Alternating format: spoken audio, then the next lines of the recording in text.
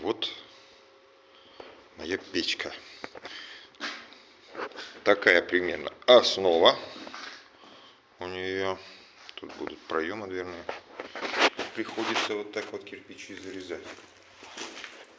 Таким вот макаром. Даже так. Посмотрим, штукатур-маляр что сделает. Сделает ли штукатур-маляр печку? Вот в чем вопрос. А почему нет? Шпатель мы держать умеем. Мастерок тоже.